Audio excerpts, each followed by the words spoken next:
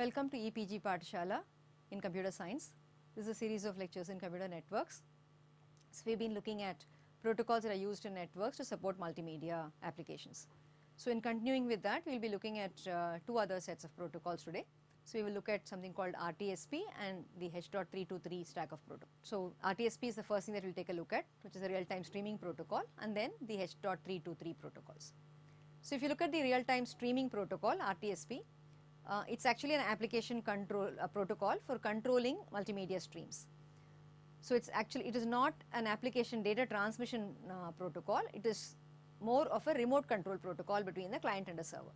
So, we all know that when you are receiving data from a server, or let us say especially when looking at a video or an audio, you would like to do these operations such as pausing the audio or video, replaying or moving forward and so on.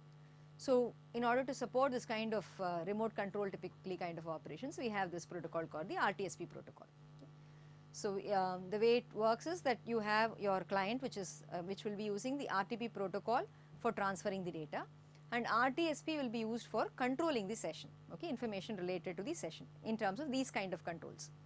So, okay, so the audio video decoder RTP and RTSP would be running on the client side. Similarly, on the server side you will have an audio video decoder RTP and RTSP running. So, RTSP talks to RTSP, RTP talks to RTP. Okay, this is the overall architecture in which the RTSP is expected to work. Okay. So, what are the various operations that are supported by RTSP? If you look at that, it allows you to retrieve media from a server. It can invite a media server to a conference and can also record a conference. So, let us say a conference is going on, that conference information can be recorded at the server. So, you have just as in a audio player or whatever, you will have options to record, play and so on. Similarly, all those options are basically available here in the RTSP protocol as well. Okay. And if you look at the protocol design, again you will see that as most application layer protocols are done, this is also a text based protocol, okay, and it is transport protocol independent, and it supports any session description. The session description could be done using protocols such as SDP or using XML or any such description kind of a protocol. Again, it is very similar in design with HTTP, but of course there are certain differences. Okay, so the client server and server client requests are handled here, and the server maintains a session state. Okay, that is an important difference when compared to HTTP. HTTP, remember, is a stateless mechanism, and the data is carried out of band. So, the control information is carried separately, data is carried separately. So, those are some of the differences that we have with respect to HTTP protocol. And it works either with unicast or multicast. Okay. So, let us look at some of the details of the RTSP protocol now. So, the way it is expected to work is in the following manner. So, you will have on your client machine, you have a web browser and you have a media player. So, the web browser will be used to request information about the media file that you want to download. So, you can get some kind of information about it, which means you are getting some meta information. So, meta file is obtained from a web server using the HTTP protocol. Once that is obtained, then the web browser passes that information, that meta file, to the media player, and the media player now can use RTSP protocol, okay, to send certain commands, streaming commands, okay, along with the meta file to the RTSP, to the media server, and the media server now can respond back in terms of using the RTSP messages, and the content will be transferred between these two using the RTP protocol. Okay, this is, so you can see that RTSP is expected to work along with HTTP on one side and RTP on the side. So, it is kind of providing a particular unique function which is in between these two, okay, which is not done by HTTP, which is not done by RTP. So, RTSP provides that unique functionality. So, that is the speciality of the RTSP protocol. So, the same thing if you look at the order in which the messages will be sent. So, you can see that the client will typically send one HTTP GET message to the web server, and that will respond with the session description. Now, the client can send a setup message to the media server. Now, the setup you can see will be a RTSP kind of a message. So, you will get a setup message, it will get a response from the server, send a play message, gets a response from the server. Once the response is received, these are done using RTSP, then playing of the message of the media can start, which will be done on top of RTP. So, RTP audio, RTP video and so on, okay, and RTCP will be used to send the control information. So, this will be done separately, and once in between, if you want to pause, you can send a pause command through RTSP, get a response to that, Okay, and similarly at the end you can close, send a close command and close the session. Okay, this is the these are how the messages are used to do this interplay between the media server and the client. Okay, so if you look at the major methods that are supported in RTSP, you have what's called as a setup message. So this is basically used to allocate resources at the server. So the server on receiving this setup message will allocate resources for a stream and start an RTSP session. A play is used to start the data transfer on a stream, pause is used to temporarily halt the data transfer, and a tear down is to free the resources of the stream, no RTSP session on the server anymore. In addition to these major methods, we also have some additional methods. So additional methods, there are quite a few of them. So we have something called an options message. The options method is used to get available methods. Okay, you can get what are the available methods that are supported by that server. So that's information you get. There is something called an announce method, which is used to change the description of the media object. So we said that in between you can change the description of the media object. So that is done using an announce method. Then you have a describe method, which is used to get some low level description of the media object. A record method, which is used for the server to tell the server to start recording the data stream. And then there is a redirect, which is used to redirect the client to a new server. And there is something called set parameter, which is used for device control or encoding control. Some parameters can be set. Okay, so these are the different RTSP methods that we have. Okay. So the way the entire thing could work would be like this. So the client, as the first step, would get a description from the media description web server in the form of an SDP in using SDP format, for instance. So gets that information. Step 2, it opens streams with the using RTSP to let's say to the audio server, right? And then step 3, it can start playing. Okay, and step 4 will be tear down. Same thing can be done with an audio server, same thing can be done with a video server. Okay, so this is basically how the client would be able to contact a audio server and a video server using RTSP and start playing the content. Okay, so this is again the same example given in the form of a time sequence. So HTTP get is sent, the presentation description in the form of SDP is obtained, then a setup message, okay, and then for which a response, then you send a play, a response for that, and then the RTP audio video is sent, okay, and then you finally tear down the message, tear down the connections. This is these are the steps that we have in RTSP. Okay. Now we said that we will be looking at another set of protocols called H.323. Now we need to understand where this new set of protocols are coming from. Okay. So they are actually not a new set of protocols as such. In fact, they are an older set. Okay, in fact, much before or almost contemporary with the SIP protocol. Actually, I think it's kind of earlier to the SIP protocol. So these are protocols, right? It's a set of protocols which has been proposed by the ITU group, that is the telecommunications group. So we have different standards bodies, right? One which is responsible for telecommunication, telephone kind of communication, and another one is responsible for the internet kind of communication. So the H.323 is a standard proposed from the telecommunication community, the telephone community, in order to support multimedia data transfers over the network.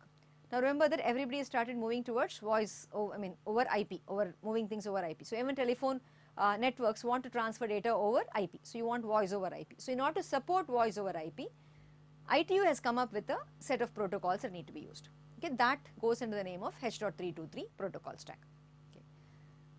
So, so this is essentially meant to support multimedia communication over packet networks. Okay, that's what this H.323 protocol is used. And along with it, there are other protocols like you have, for instance, H.225 for call control.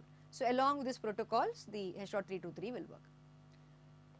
And it's a very extensive protocol, which is why we may not be able to look at all the details of that. We'll just get an overview of the H.323 protocol.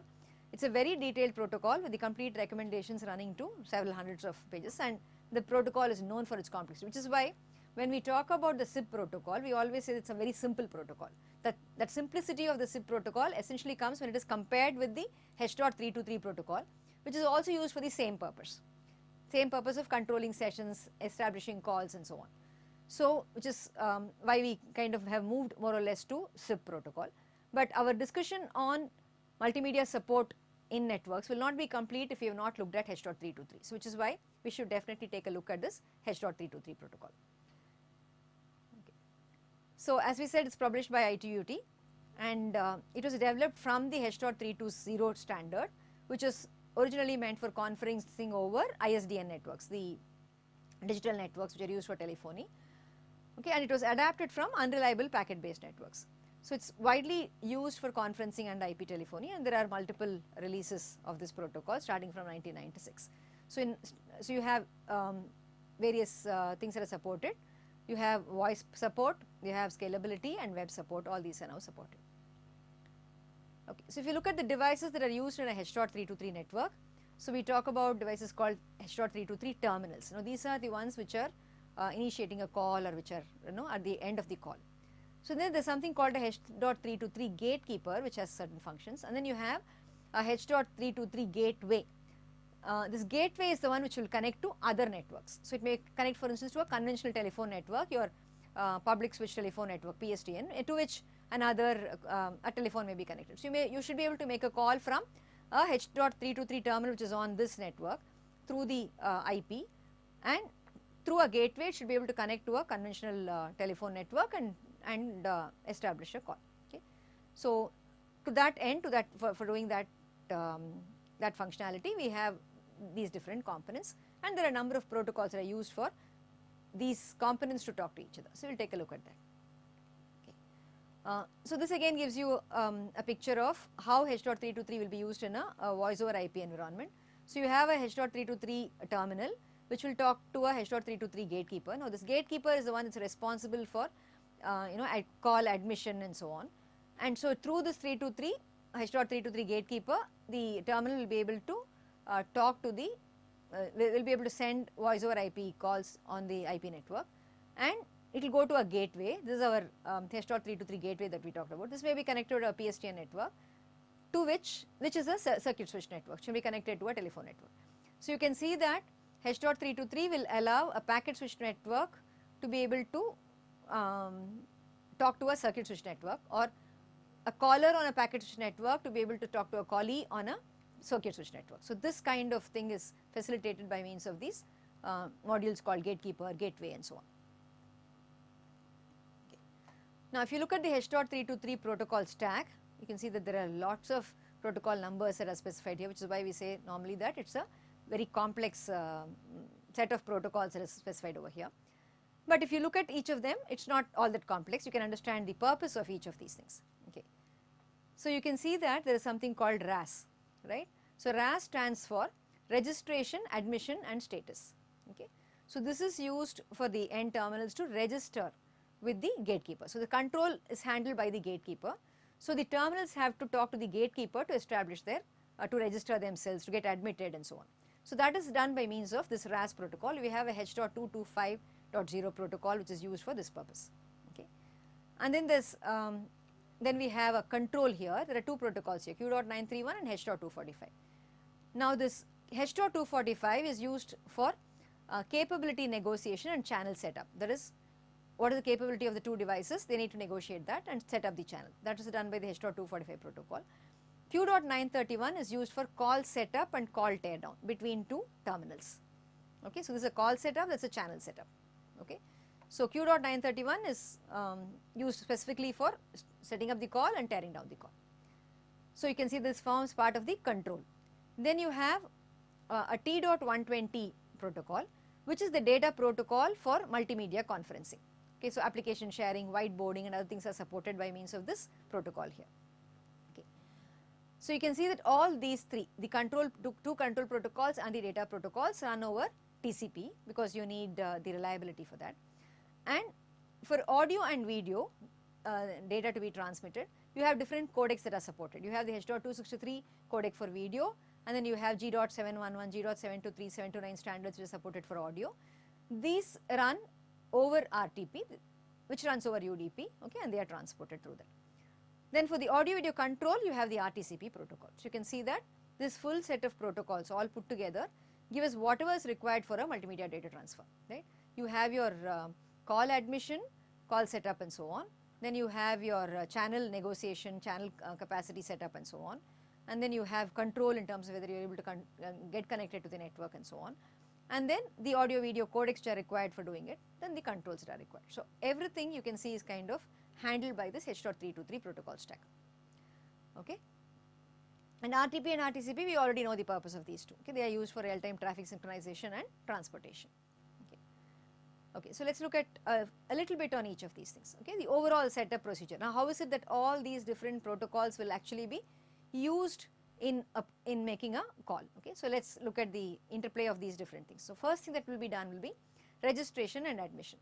So for this purpose, it will use the RAS protocol. Okay.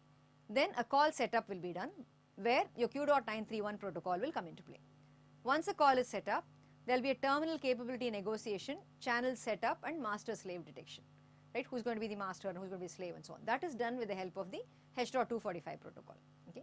Once all these are done, now a stable connection is established, so the call can now proceed. Okay. So stable call is established, the call proceeds. When that is happening, data will be transmitted or transferred using RTP and RTCP. Okay. So then once you are done with your call, you want to close the channel. So closing the channel again is done with the help of H.245. Then you call tear down, which again your Q.931 will come into play to tear down the entire connection. And then a disengagement message with the gatekeeper, that is done with the help of the RAS protocol. So you can see that all these protocols have certain distinct purposes or roles that they have to play. So that's how all these things will kind of work together. Right. So as we said, H.323, it's a collection of standards. H.225 is used for signaling, RAS call signaling and so on, and H.245 is used for multimedia control protocol. So there are also other related standards. We have something called H.235, which is used for security within the H.245 based systems, and then H.245 interworking with the PSTN systems, and there is something called H.450, which is used for supplementary services. So there are you can see that it's getting more and more complex because there are so many different standards that are available. Okay. So we said that we talked about these different components, right? Gatekeeper and so on. So let's look at what exactly happens in each of these cases. So the H.225 RAS, right? So that is used to talk to the gatekeeper. For what purposes? There are two purposes. One is for registration and one is for call routing. Okay, those are the two things for which it's used. So the H.225 call signaling is used for call establishment, and H.245 is used to control the established multimedia session. Okay, this is what we have. And as we said, RTP and RTCP will be normally used to carry the media. Okay, that's what we have. Okay. Now coming to the RAS, the registration, admission and status. So this is used, as I said, between the endpoint and the gatekeeper. Now what all does it allow you to do? It allows the gatekeeper to manage the endpoint. It allows the endpoint to request admission for a call, and it allows the endpoint to resolve addresses. Okay, so there may be some address resolution that may be required, that is handled by this. And RAS messages that are used, okay, you have messages for gatekeeper discovery and registration. So gatekeeper discovery messages go as GXX, okay, something will be there. Similarly, registration messages are RXX kind of messages. So gatekeeper discovery, because there may be more than one gatekeeper, you need to discover the gatekeeper. Right, that will be done. Then you register with that gatekeeper. So you have a registration message. Then there are admission messages, location messages and bandwidth messages. So you're specifying information about whether you want to get admitted, whether your call has to be set, channel has to be set up admitted, what kind of location information has to be specified, bandwidth details and so on. Similarly, there is a disengage, DXX, to disengage from the RAS, from the gatekeeper, okay, and other information, additional information can be specified. So this will be the RAS messages that we have. Okay.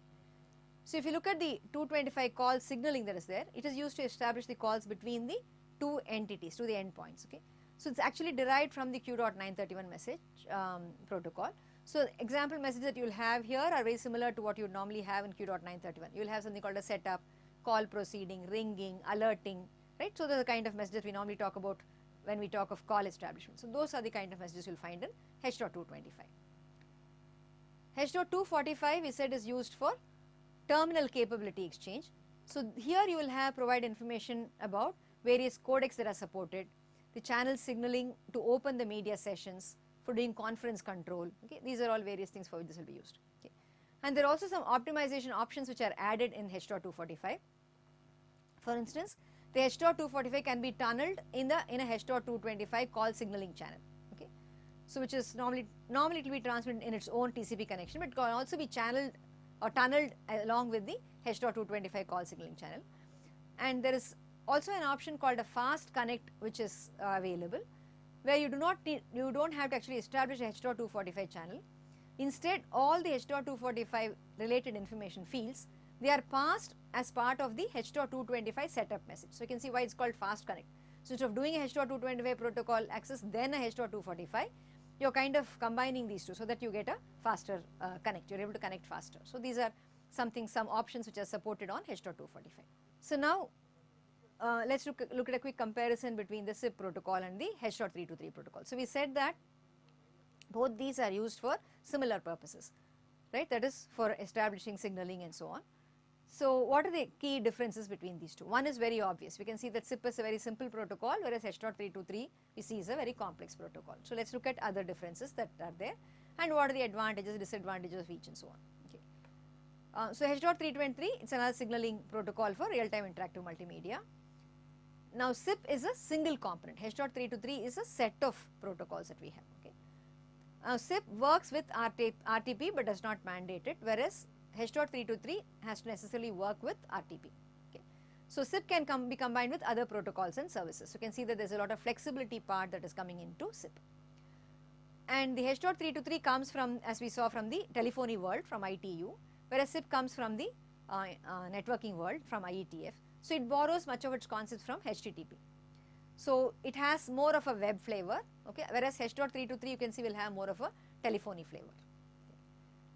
And H.323 is complete in the sense that it has a suite of protocols for multimedia conferencing, signaling, registration, admission control, transport, codecs, everything is specified as part of the H.323 standard. Whereas SIP has a very simple approach. It uses the KISS principle, which is keep it simple and stupid. So it doesn't specify all these things. So it can basically interwork with other protocols, right? So that's the idea that's used in SIP. Okay, so if you look at the similarities that we have between SIP and H.323, similarities are that both can use RTP and RTCP for media transport. Of course, H.323 mandates it, SIP does not mandate it. Okay, and both will support call routing through proxies and gatekeepers, okay, using username, phone numbers or URLs. Okay, this flexibility of not having to always know only the phone number, but you can just also use usernames and URLs to locate the end user. Okay. So this kind of facility is supported with the help of proxies in the case of SIP and with the help of the gatekeepers in the case of H.323. So you can see that in a sense the gatekeepers are doing the job of what a proxy would have done in case of SIP. Okay. And the flows are similar. Okay. Now the differences are that in the encoding that is used, SIP uses a simple text based encoding, whereas H.323 uses a ASN.1, which is an abstract syntax notation that is used. As a different standard is used for the encoding all the messages and so on. And there is also a difference in the standardized feature sets that are supported. For instance, you have conference control, caller preferences and other things which are supported in H.323.